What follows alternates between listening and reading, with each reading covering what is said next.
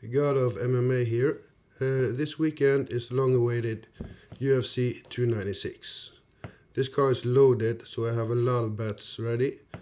I'm really looking forward to this card. So many fun fights. And it's the last UFC card of 2023. Remember to like, subscribe, comment, and share. My first bet is Colby Covington to win, straight up at plus 135. I have one unit. Covington is going to chain wrestle against Edwards. He's not going to try to stand up with him because he's going to lose fast. So this means that he's going to go for takedown after takedown until he gets Leon to the ground. When he gets him there, he's going to put down elbows and punches and try to get Leon to turn his back and get up, and then he's going to chase the neck. I think every single round is going to look like this, and Colby's going to dominate. He's either going to win by decision or late in the 4th or 5th round when Leon is just exhausted from all the pressure Covington is going to get put on him. So, yeah. I also think Covington wants it more and is tougher when it comes down to it. So, yeah, I think Covington's going to win, and new. Second bet is Tony Ferguson to win, plus 245, one unit. Tony's lost a lot of fights lately, I think it's six in a row, but all against killers. Now he's facing an opponent he can actually beat. Paddy does not have one punch knockout power. He's got some power in his hands, but he basically needs to win over time. He does not finish people in the first round with one punch. So he's probably not gonna knock Tony out. He can take a lot of punishment.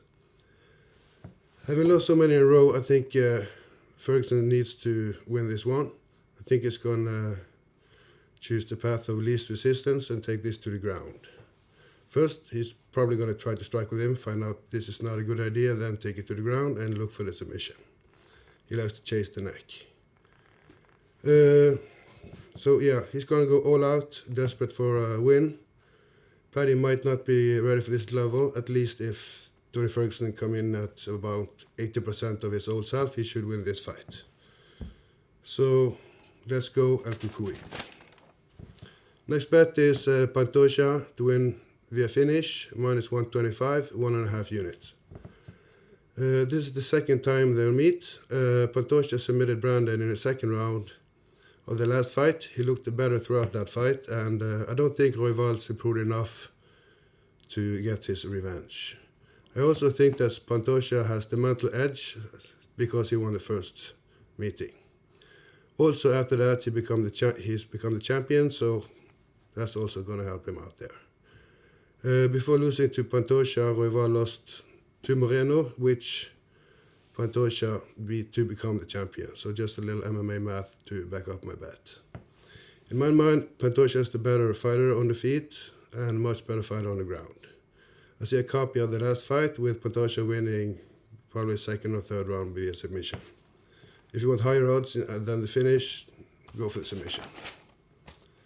Next bet is Rakhmonov to win via submission at plus 145, 1.5 unit. Rakhmonov is 17-0, all by finishes. He's about half and half submission and knockout. But when he came to the UFC, his 5 fights, he has 4 submissions and only 1 knockout. So he seems to be looking more for the submission in the UFC. Maybe it's too hard to knock out people in the UFC, so he's going for the submission. Thompson is a karate fighter with decent takedown defense, but I think it's not good enough to stop Rakhmonov from taking him to the ground. Rakhmonov can finish Thompson also on the feet because he's a good stand-up, but I think he's going to go for the safer option.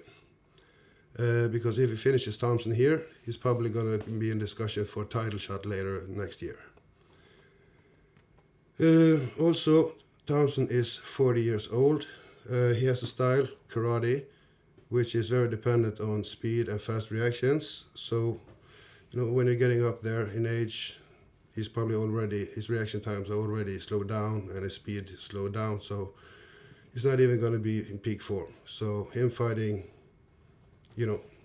Rakhmonov in his prime when he's 40 years old. He's turning 41, I think, later this year. I don't think he stands a chance. This might be ugly. So next bet, Josh Emmett to win via finish at plus 370. I have 1 unit. Emmett lost his last 2 fights, but that was against the champ and Yair.